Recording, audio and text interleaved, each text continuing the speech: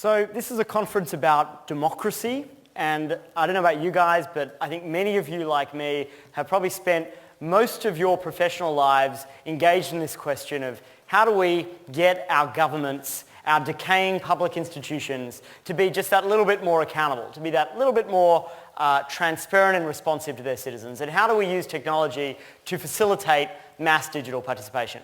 So what I'd like to suggest to you today is that we have our priorities a little bit wrong. So Larry Lessig got up here yesterday and said, more of us need to be root strikers, which I thought sounded very sort of Star Wars-esque, and we need to engage and intervene at the root causes of the problem. And I thought, if we're here talking about democracy, and we're all here working as hard as we can, I've devoted most of my career to doing that, to increasing levels of political participation, to using technology to liberate that, we're sort of missing the elephant in the room, which is that we live in a society here in the United States in which corporations are now citizens, thanks to Citizens United, effectively, in which you suddenly have this citizenry of people, only you've got this whole class of citizens with private jets. You've got this whole class of citizens with enormous economic power and capacity to influence our politics. And everybody here knows this. We've got a government that is subsidizing fossil fuel industries that we're supposed to be moving away for to the tune of more than $500 billion a year, almost $500 billion. So there are some structural issues with our democracy. And I think that today I want to have a little call to action for those of you who are thinking about technology and participation to actually think about how you can leverage more kinds of agency, how you can deploy agency beyond the agency that is political power. So when we think about mass digital participation, we think about mainly stuff in that top left quadrant. We think about the power that political constituents have to influence their governments. And often you're in this mode, and I've done it as an organizer, where you're basically deploying a helpless citizenry a little bit who are pleading to those all-powerful decision makers to change a law or a policy. And it can be hugely powerful and hugely effective and hugely important, but it's often not enough. And so if we're in the business of thinking about collective power and thinking about how technology can be used to deploy that, let's think about what else is on this quadrant. We've got the power to organize people as shareholders. People own stocks in companies that have the capacity to have huge economic impacts. We have the power to organize people digitally as workers. We obviously have this long tradition of collective organizing in labor, but that hasn't really comprehensively been impacted by these digital tools that we've used. And finally, we have this enormous agency as consumers. And so if you think about the power that we have going to the ballot box once every 4 years, or even as we develop the tools that we're all developing, we change that from once every 4 years to every day, to active participation. At the end of the day, there's this massive power gap, there's this massive asymmetry that we need to close. And the way to do that is to think more about consumer power. The good news is people are already doing this. So you've got these really smart people in this room who spend their lives not making very much money, focused on political participation, civic engagement, e-government. And then you've got these guys who are making a lot of money. And they're actually using a lot of the same bag of tricks, right? They're using these, you could be on Groupon and you could feel like it's the Arab Spring sometimes, right? I mean, really. And I've said, a purpose is a team of movement builders, but around 12, when the guilt group emails come in, they're far more motivated by shoes. And so it's a little bit of a structural problem, right? These guys, they even deploy our language, collective buying power. And ultimately, these guys are using the same bag of tricks, creating a sense of urgency, creating a sense of being part of something bigger, giving people a sense that their individual disaggregated actions add up to something big, turning it into a little bit of a game, showing progress. These are all things that online organizers do. These guys are using it to get people to buy stuff they don't really need, and ultimately in the service of reinforcing some of the problems that I just referred to.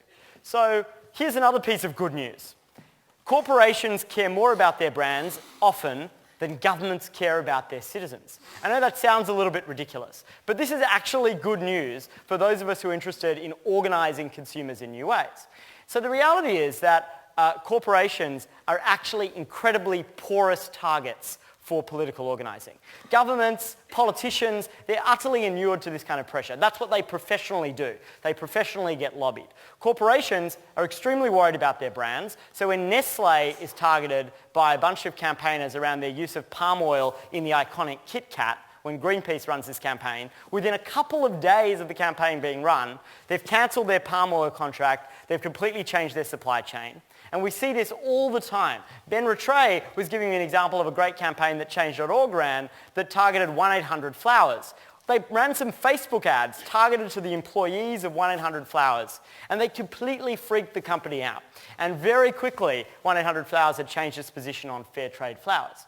So we have this incredible opportunity to organize people in new ways because these companies that are so fundamentally important to shaping our democracy are actually very porous targets. So what do?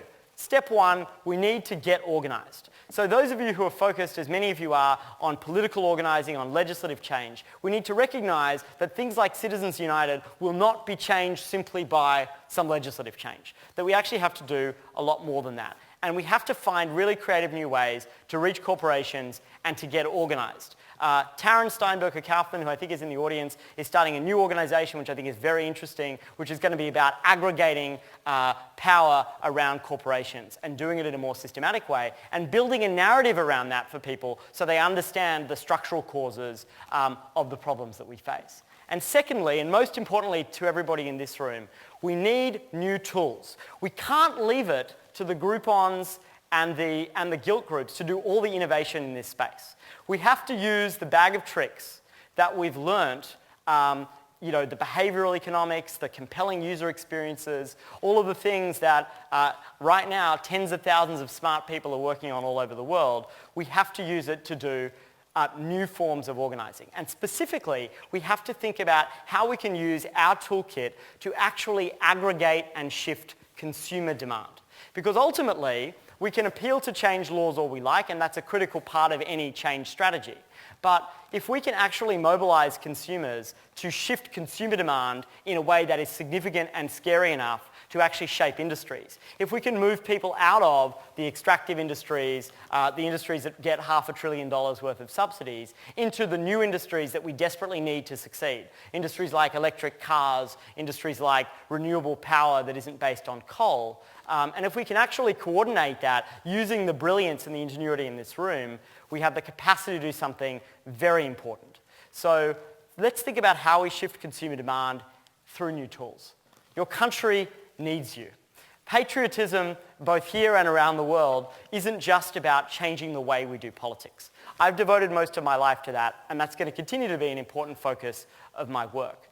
But ultimately, in an environment in which corporate power has transformed our democracy, we need more people doing the tools that are going to reshape consumer demand.